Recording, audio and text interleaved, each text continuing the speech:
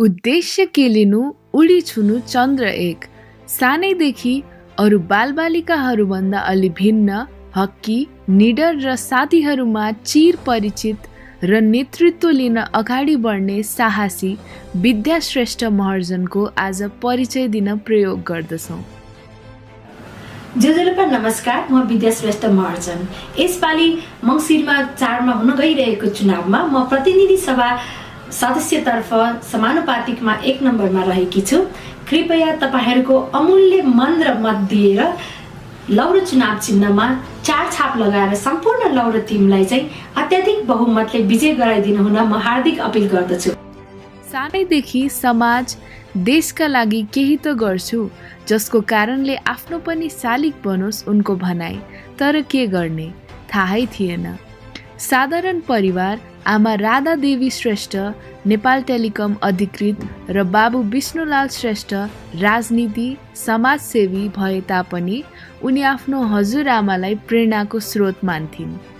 पेसाले 20औं वर्षदेखि अङ्ग्रेजी भाषा र आयल्स पढाउने शिक्षिका हुन्। मास्टर ग्रामीण शास्त्रमा, स्नातक जर्नलिज्म, सोसियोलोजी र अङ्ग्रेजी भाषा ब्रिटिस अमेरिका युनिभर्सिटीबाट पुरा गरी स्कुल अफ इन्डिजिनियजम, युनाइटेड नेसन्स र ह्युमन राइट्समा उहाँ संलग्न हुनुहुन्छ। हुन त सबैले केही न केही गरिरहेको पाइन्छ। Event management, charity campaign, health camps आदि इत्यादि साथै एमसी ट्रेनिङ र नुवाकोट जेसिसका संस्थापक अध्यक्षको रूपमा हामी उहाँलाई हेर्न सक्छौँ। देशको आमूल परिवर्तन गर्नु छ भने तपाईले चाहिँ शिक्षा प्रणालीलाई चाहिँ जोड दिनुपर्छ। एजुकेसन सिस्टम मेरो एजेन्डा चाहिँ मूलभूत रूपमा 3टा रहेको छ: शिक्षा, स्वास्थ्य र रोजगार हाम्रो सरकार। धेरैले चाहिँ शिक्षामा तपाईलाई म एउटा सानो इक्जाम्पल दिन चाहन्छु। म धेरै देशहरू घुमिरहँदाखेरि मैले बुझेको कुरा के भने प्रायसो विदेशमा जन्मिने बित्तिकै साना साना नानीहरूले चाहिँ के सिक्छन् भने डायल 911, त्यो भनेको एउटा सिम्बोलिक रूपमा चाहिँ एउटा अधिकारको कुरा गरेको छ। र मेरो शिक्षामा She believed in service to humanity is the best work of life।